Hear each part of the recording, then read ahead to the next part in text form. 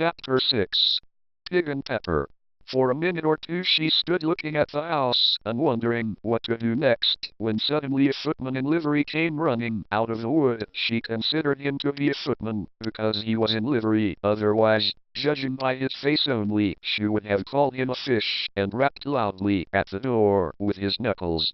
It was opened by another footman in livery, with a round face and large eyes like a frog, and both footmen, Alice noticed, had powdered hair that curled all over their heads.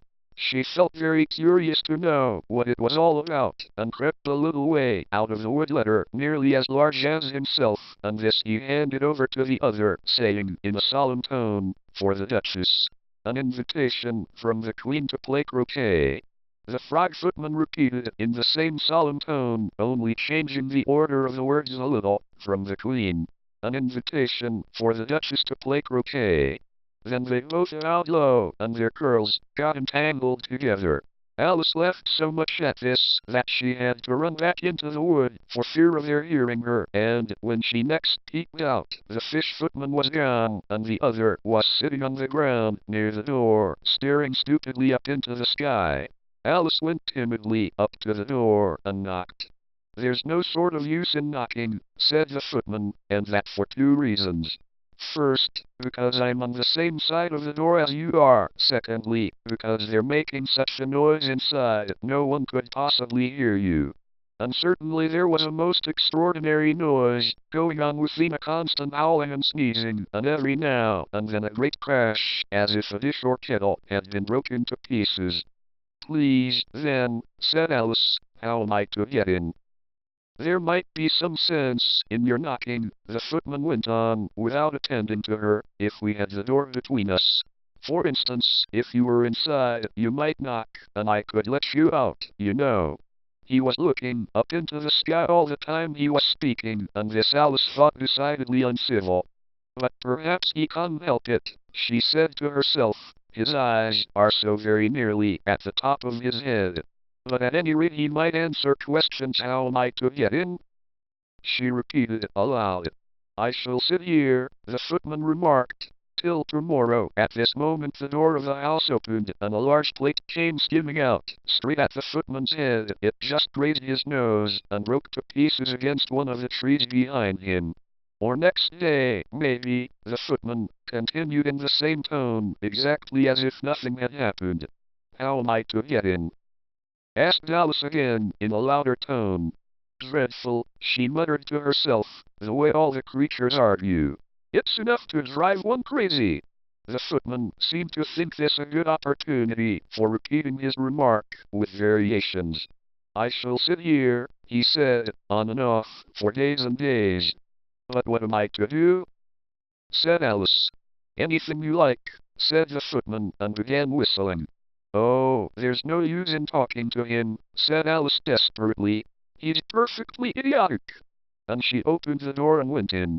The door led right into a large kitchen, which was full of smoke from one end to the other. The Duchess was sitting on a three-legged stool in the middle, nursing a baby. The cook was leaning over the fire, stirring a large cauldron, which seemed to be full of soup. "There's certainly too much pepper in that soup," Alice said to herself, as well as she could for sneezing. There was certainly too much of it in the air. Even the Duchess sneezed occasionally, and as for the baby, it was sneezing and howling alternately without a moment's pause. The only two creatures in the kitchen that did not sneeze were the cook and a large cat, which was lying on the hearth and grinning from ear to ear. "Please would you tell me," said Alice, a little timidly, for she was not quite sure whether it was good manners for her to speak first, "why your cat grins like that?" "It's a Cheshire cat," said the Duchess, "and that's why." "Pig," to her, so she took courage and went on again. "I didn't know that Cheshire cats always grinned. In fact, I didn't know that cats could grin." "They all can," said the Duchess, "and most of them do." "I don't know of any that do," Alice said very politely, feeling quite pleased to have got into a conversation. "You don't know much," said the Duchess, "and that's a fact." Alice did not at all like the tone of this remark, and thought it would be as well to introduce some other subject of conversation. While she was trying to fix on one, the cook took the cauldron of soup off the fire, and at once set to work throwing everything within her reach at the Duchess, and the vat of fire irons came first, then followed a shower of saucepans, plates, and dishes. The Duchess took no notice of them even when they hit her, and the baby was howling so much already that it was quite impossible to say whether the blows hurt it or not. "Oh, please mind what you're doing!" cried Alice, jumping up and down in an agony of terror. "Oh, there goes his precious nose!" As an unusually large saucepan flew close by it and very nearly carried it off. If everybody minded their own business, the Duchess said in a hoarse growl, the world would go round a deal faster than it does. "Which would not be an advantage," said Alice, who felt very glad to get an opportunity of showing off a little of her knowledge. "Just think what work it would make with a day and night. You see, the Earth takes 24 hours to turn round on its axis." "Talking of axes," said the Duchess, "chop off her head."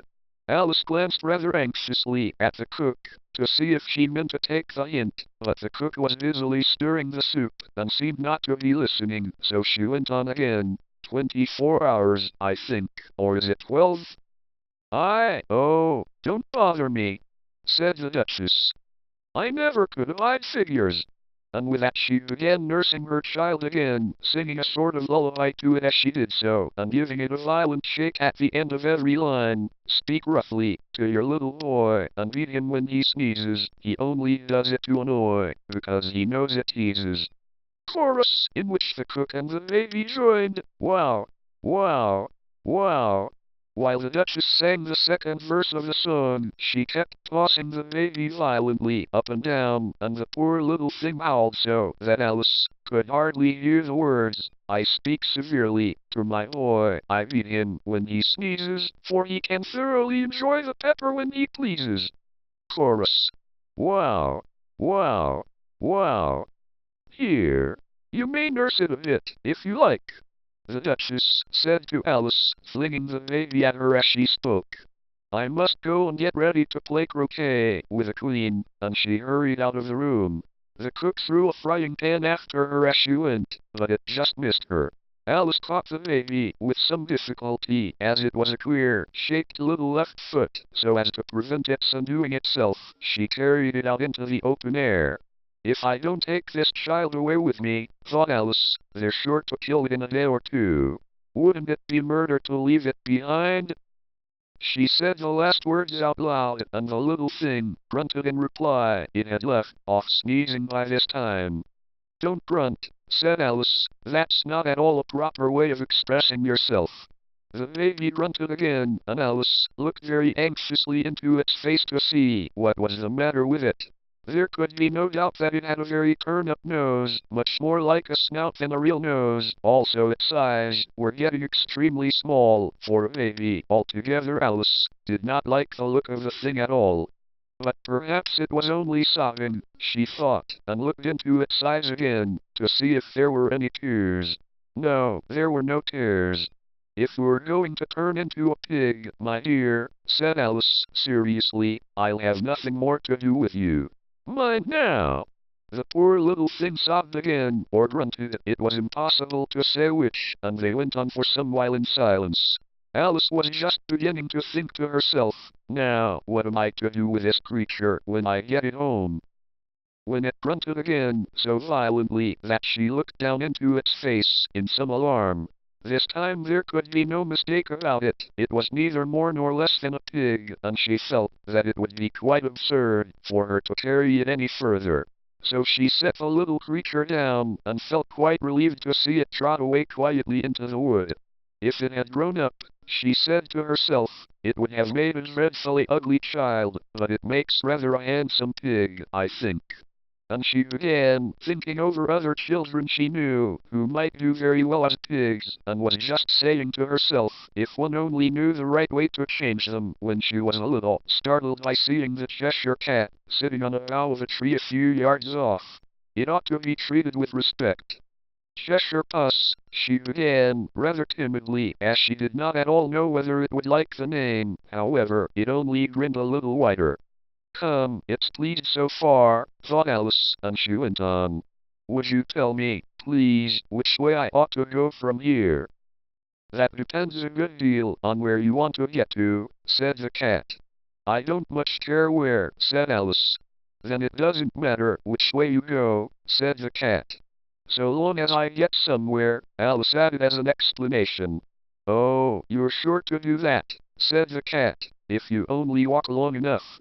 Alice felt that this could not be denied, so she tried another question. "What sort of people live about here?"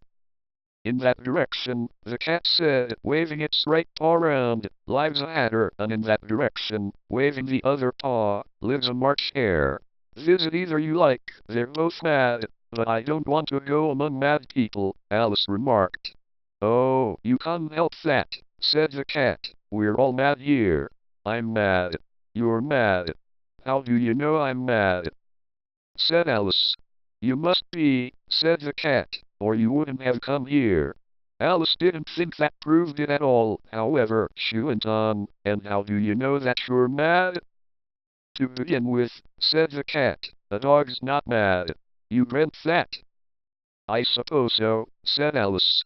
"Well, then," the cat went on, "you see a dog growls when it's angry and wags its tail when it's pleased. Now I growl when I'm pleased and wag my tail when I'm angry. Therefore I'm mad. I call it purring, not growling," said Alice. "Call it what you like," said the cat. "Do you play croquet with a queen today?" "I should like it very much," said Alice, "but I haven't been invited yet." "Well, then," the cat went on, "you see a dog growls when it's angry and wags its tail when it's pleased. Now I growl when I'm pleased and wag my tail when I'm angry. Therefore I'm mad. I call it purring, not growling," said Alice. "Call it what you like," said the cat. "Do you play croquet with a queen today?" "I should like it very much," said Alice, "but I haven't been invited yet." "You'll see me there," said the cat, and vanished. Alice was not much surprised at this, she was getting so well used to queer things happening. While she was still looking at the place where it had been, it suddenly appeared again. "By the by, what became of the baby?" said the cat. "I'd nearly forgotten to ask." "It turned into a pig," Alice answered very quietly, just as if the cat had come back in a natural way. "I thought it would," said the cat, and vanished again. Alice waited a little, half expecting to see it again, but it did not appear, and after a minute or two she walked on in the direction in which the March hare was said to live. "I've seen hatters before," she said to herself. "The March hare will be much the most interesting, and perhaps, as this is May, it won't be raving mad, at least, not so mad as it was in March." As she said this, she looked up, and there was the cat again, sitting on a branch of a tree. "And vanishing so suddenly, you make one quite giddy." "All right," said the cat, and this time it vanished quite slowly, beginning with the end of the tail and ending with a grin, which remained some time after the rest of it had gone. "Well, I've often seen a cat without a grin," thought Alice. "But a grin without a cat. It's the most curious thing I ever saw in all my life." She had not gone much farther before she came in sight of the house of the March hare. She thought it must be the right house, because the chimneys were shaped like ears and the roof was thatched with fur. It was so large a house that she did not like to go nearer till she had nibbled some more of a left-hand bit of mushroom and raised herself to about 2 feet high. Even then she walked up towards it rather timidly, saying to herself, "Suppose it should be raving mad after all? I almost wish I'd gone to see the hatter instead."